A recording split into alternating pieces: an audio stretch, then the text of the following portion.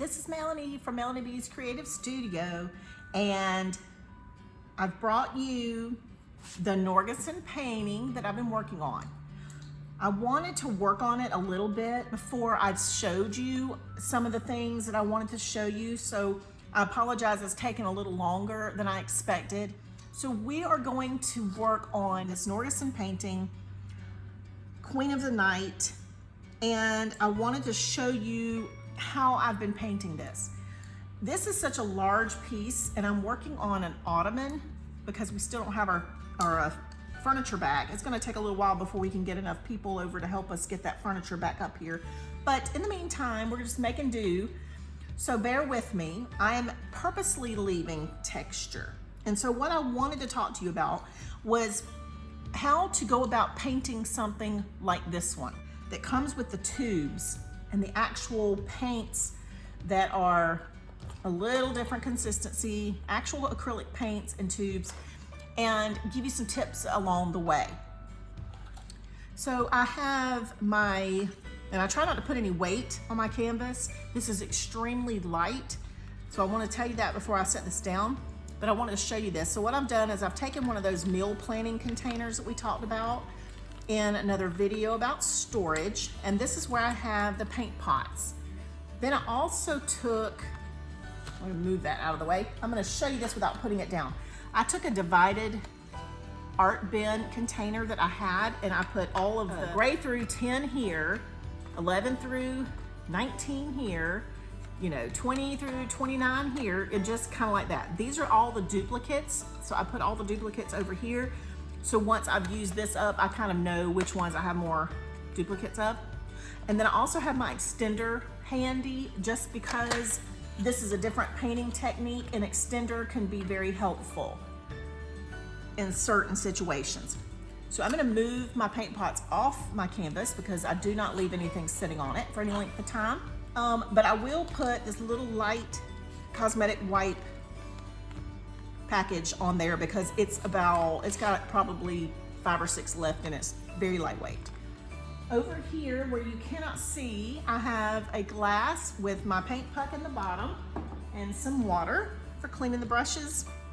And then I have the 3 brushes they've given us. I've been very happy with these brushes, you guys. So if you order from Norgeson, you might want to pick up a set of these. I think they sell them for half price if you make a purchase. Somebody mentioned that on the group, so I'm not sure 100% that that's right, but that is what I think I understood. And they're worth it. They're so worth whatever they cost, because these are different than the sets I have found elsewhere.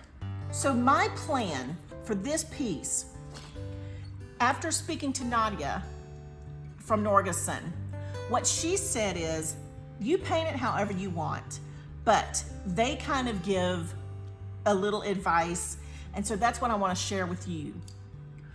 So what they do is they give it a first layer, and they might give some texture. And what I mean by that is, you're taking a little blob, that's the professional term for it, of paint, and you're just kind of moving it around where it needs to go. You're leaving some of the stroke marks, you're leaving some of the texture, and I'll insert a photo of what this looks like from a different angle so that you can really see the texture.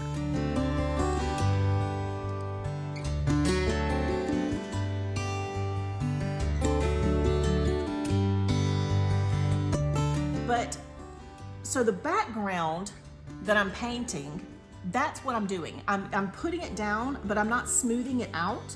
But when I get to the owl is gonna have extra texture. So I'm gonna paint the owl first, and then I'm gonna take my extra paints and add texture, because the owl is in the foreground. So because the owl is coming at us in the foreground, we want the realism, the texture to be on the owl, so we can almost feel the feathers and see the silkiness of the feathers and the separation, and that is the purpose of leaving her extremely textured.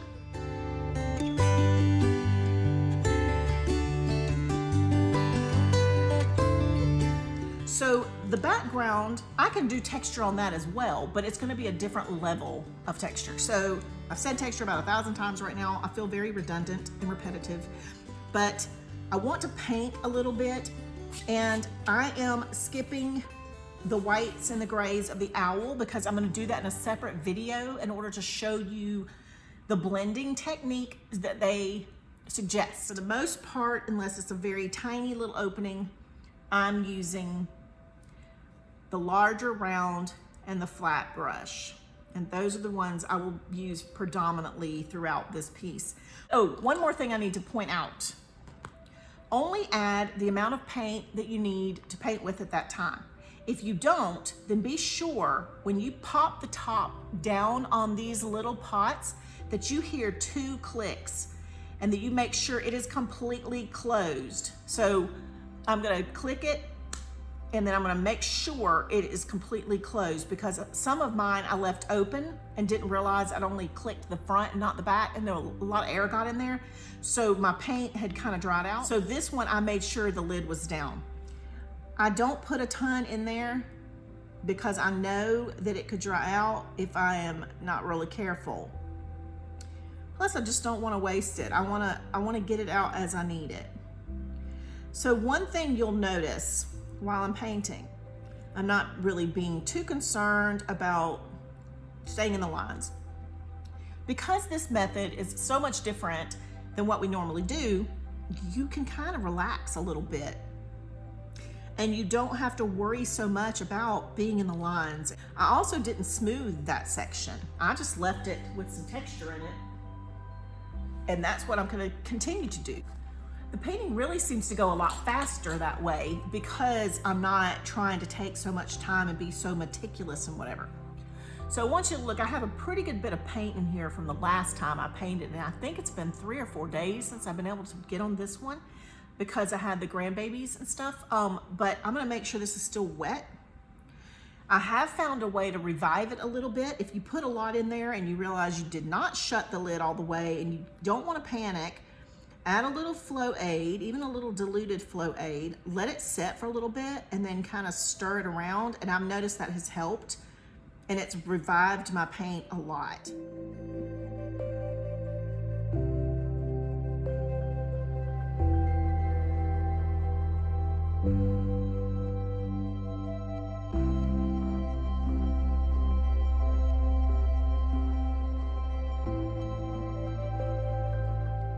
I am getting quite a bit on my brush and just haphazardly almost putting it down. I'm staying in the lines, but it gets thicker in some places and thinner in other places, and I'm loving that. I'm just totally digging it. And so I'm going to continue doing it that way.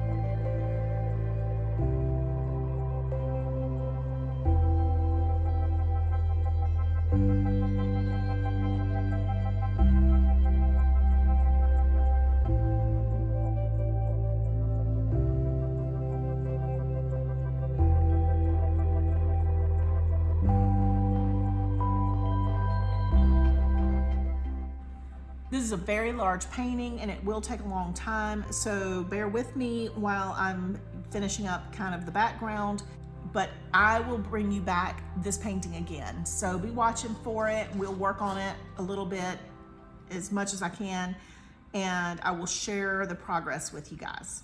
And don't forget to subscribe if you haven't already. If you hit the notification bell, it will let you know when my videos are uploaded and ready to view, and so you don't want to miss anything.